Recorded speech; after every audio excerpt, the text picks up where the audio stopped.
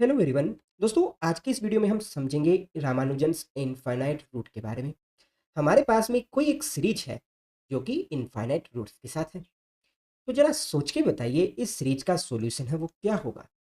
रामानुजन ने सबसे पहले हमें बताया कि इस सीरीज का जो सॉल्यूशन है वो 3 है।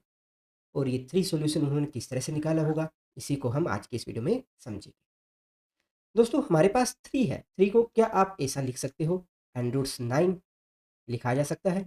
और √9 है उसको हम क्या ऐसा लिख सकते हैं, 1 + 8 लिखा जा सकता है ना। इस 8 को क्या आप ऐसा लिख सकते हो, 1 + 2 × 4 लिखा जा सकता है। तो इस 4 को क्या हम ऐसा लिख सकते हैं, √1 + 2। अब इसको 4 को अगर हम √s के अंदर लिखें तो क्या हम इसको √16 ऐसा लिख सकते हैं। आप कहेंगे बिल्कुल लिख सकते हैं। अब इस √16 को हम अलग से देखते हैं।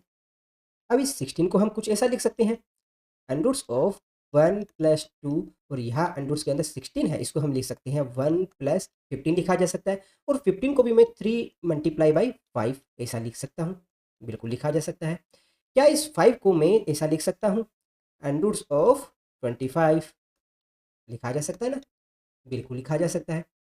क्या इस 25 को हम 1 + 24 लिख सकते हैं? आप कहेंगे भाई बिल्कुल लिखा जा सकता है। तो इसको मैं लिखता हूँ 1 + 24। और 24 को भी मैं क्या लिख सकता हूँ, 4 × 6 ऐसा लिखा जा सकता है, बिल्कुल लिखा जा सकता है। क्या हम इस 6 को √36 लिख सकते हैं? आप कहेंगे बिल्कुल ऐसा पॉसिबल है। 6 को हम √36 है वो लिखा जा सकता है। इसी प्रकार से हम इस 36 को क्या लिख सकते हैं, 36 को हम लिख सकते हैं 1 + 35 लिखा जा सकता है। एंड 35 को हम लिख सकते हैं 1 + 5 × 7 लिख सकते हैं, है ना। और 7 को भी हम क्या लिख सकते हैं, 1 + 5 × √49 लिखा जा सकता है। तो ये सीरीज इस तरह से इनफाइनाइट तक चलती रहेगी, जिसको मैं यहाँ लिख देता हूँ। क्या बनेगी अपने पास, 1 + 5 और आगे भी अंडरूट्स के अंदर आएगा अपना 49। और इस 49 को भी अगर आगे आप सोल्व करोगे तो हमारी इनफाइनाइट तक सीरीज है इस तरह से ही कंटिन्यू चलती रहेगी। तो दोस्तों, हमारी ये पूरी सीरीज है वो 3 से ही बनकर आई है, यहाँ देख सकते हो आप। तो जरा आप सोच के देखो कि इस इनफाइनाइट सीरीज का सॉल्यूशन 3 हो भी सकता है क्या। परंतु रामानुजन ने ना ही केवल इस सीरीज का सॉल्यूशन बताया, बल्कि इस सीरीज को सोल्व करने के एक से ज़्यादा मेथड भी बताए। इसी कारण वो दुनिया के सबसे ग्रेटेस्ट मैथमेटिशियन में से एक है।